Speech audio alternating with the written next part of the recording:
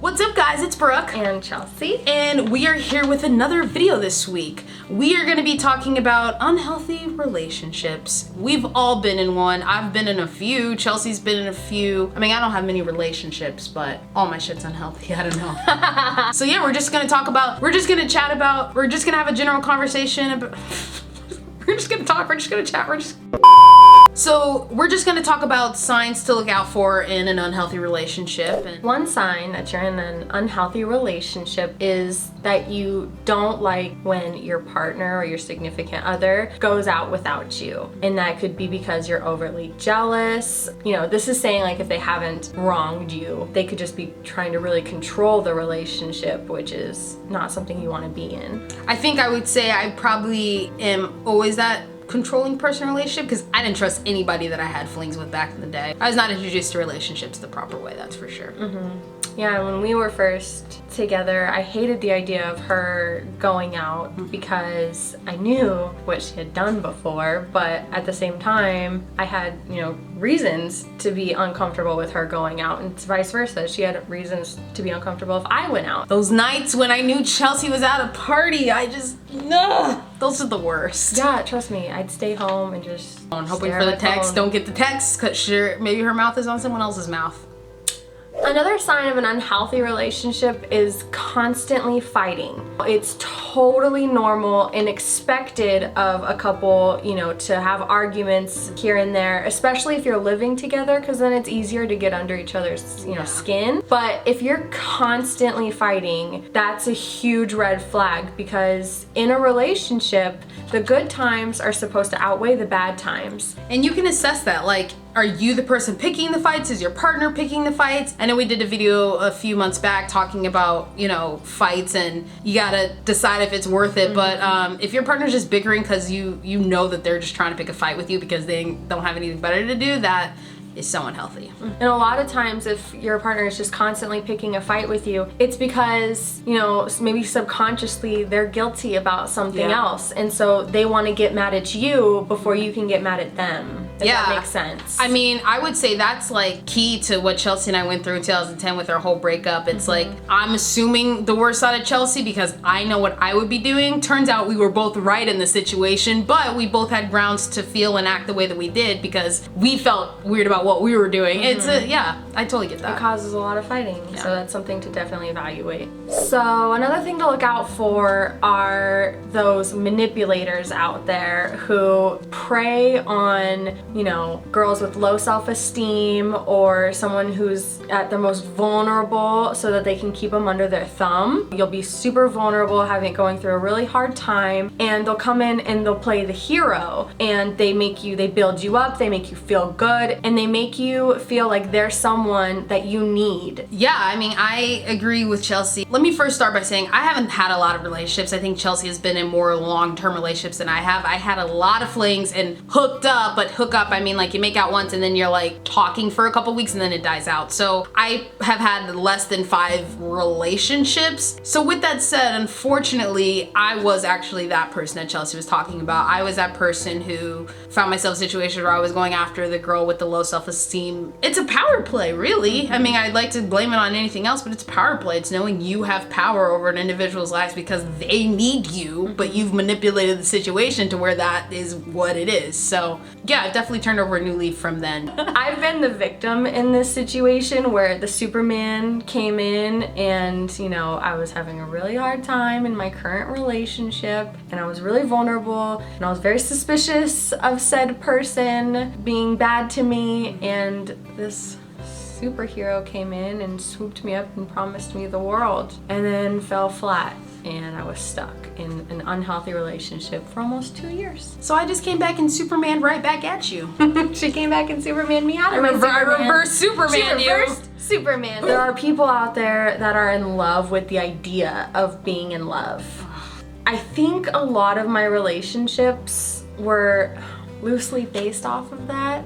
I was so in love with the idea that these people fell in love with me that I was like, duh, we're gonna be in a relationship. You cherish me. Like, I can love you too. I'll figure it out. Yeah. But then I end up, you know, a year and a half later, really contemplating, did I make the right decision? And then at that point, you're so invested, it's just hard.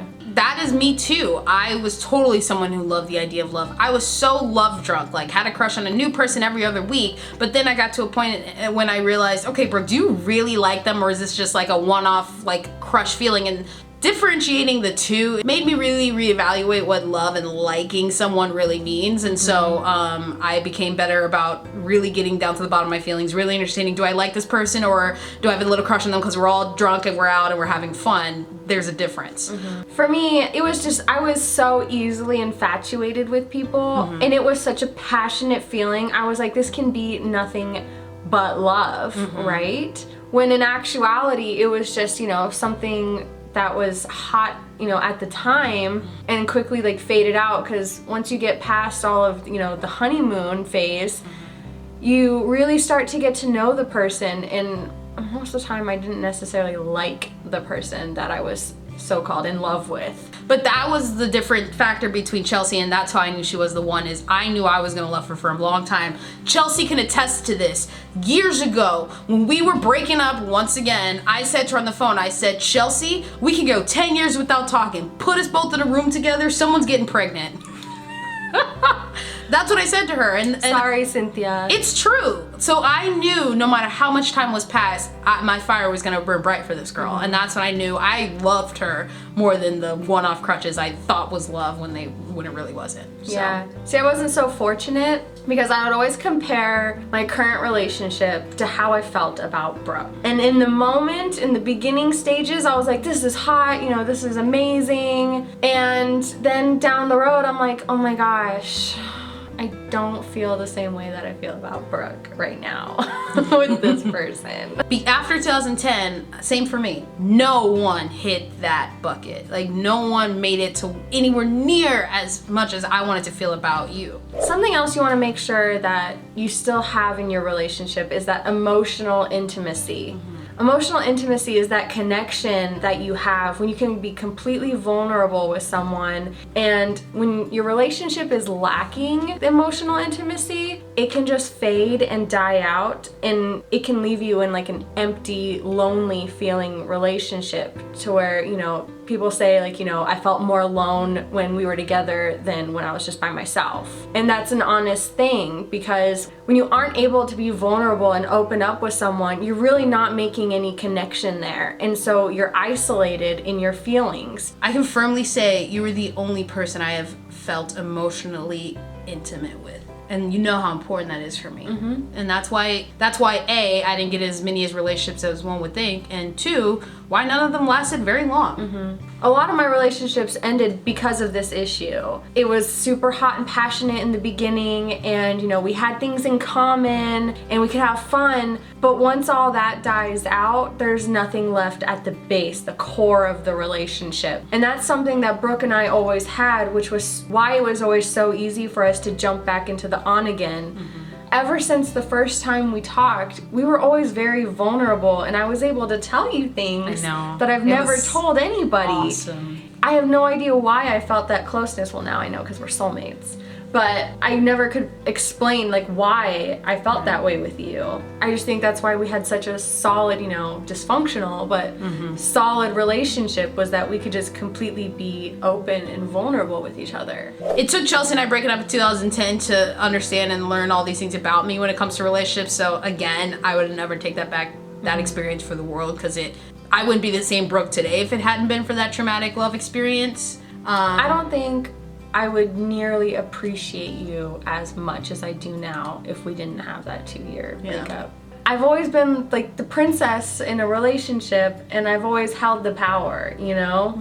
When our relationship ended and going into my, you know, relationship with the superhero, the Superman syndrome, and I was really undervalued in that relationship, and that was like my first time putting my all out there and not getting it back.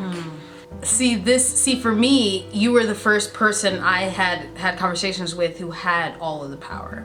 I was the first one that had the power in the relationship for you. I'm the first one that has power in the relationship for you. Yeah. I always love talking about Chelsea with our relationship because it's so interesting. Like, I didn't see it like that. In my mind, even still looking back, to me, you had all the power, but to you looking back, I had all the power. But I don't think that's anything, you know, that's something we're both always gonna look at differently. All right, guys, hope you guys enjoyed this rambling about unhealthy relationships. I know this isn't as structured as some of our relationship advice videos, but hopefully you took away a little bit of something. Please be sure to give this video a big fat thumbs up. Give us a like on Facebook, Instagram, and Twitter. I am OMG Brooke Berry. And I am OMG Chelsea Berry.